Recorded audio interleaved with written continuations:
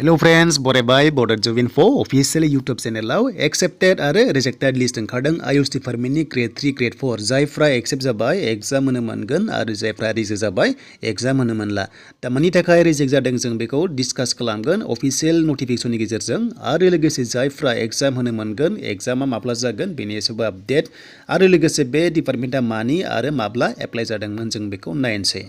दा बेखायनो जों फैबाय अफिसियेल साइटआव नोंथांमोना लिंकखौ मोनगोन डिसक्रिप्शनाव आरो चेक खालामनांगोन गावनि नामा दङना गैया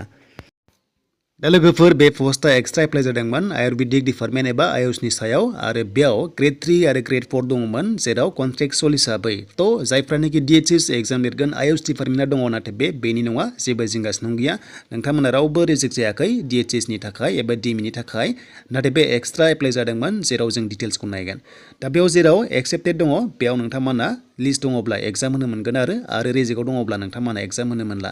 दा पस्टआ गोबां रोखोमनि दङ स्टाफ नार्स दङमोन ग्रेड 3 ग्रेड 4 दङमोन स' बेखौ नोंथांमोना जाहाथे नायो जेरैहाय लेब टेकनिशियान दङ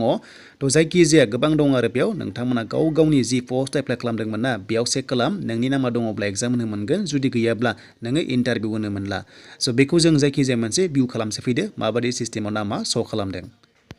दा लोगोफोर बे जाबाय लिस्ट दा बेयाव जायफ्रा लिस्ट दङ एग्जाम होनो मोनगोन आरो जायफ्रा गैया एग्जाम होनो मोना बेयाव गोबां बर'फोरनि नाम दङ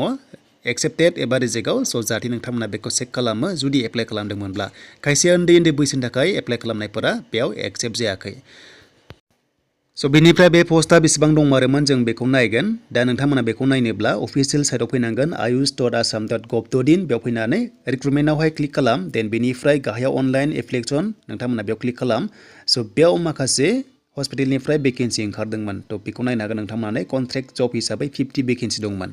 स' बेखौ नायब्ला गोबां पस्टआ दंमोन ग्रेड 3 आरो ग्रेड 4 लानानै स' बेयाव जायफ्रा एप्लाइ खालामदोंमोन गोसोआव लाबानो जाबाय जायफ्रा बे पस्टआ एप्लाइ खालामदोंमोन नोंथांमोना भिडिअ नायखांखादोंमोन दा बेखौ खालामदोंमोनब्ला स' नोंथांमोननि इन्टारभिउ डेटआ ओंखारथारसिगोन दा बावैनो लास्ट उइकआव आं आसा खालामो जेब्ला फैयो आं नोंथांमोननो फिन खनसेबाव आपडेटखौ लाना फैगोन दा बे DHSनि नङा आरो DHSनिया आलदा ग्रेड 3 ग्रेड 4आ आलदा एग्जाम जागोन नाथाय आयुषनि मोनसे रेगुलार पस्ट दंमोन बेसो कम्बाइन एग्जाम जाफागोन DHSजों नाथाय बे एक्सट्रा 50 पस्टआ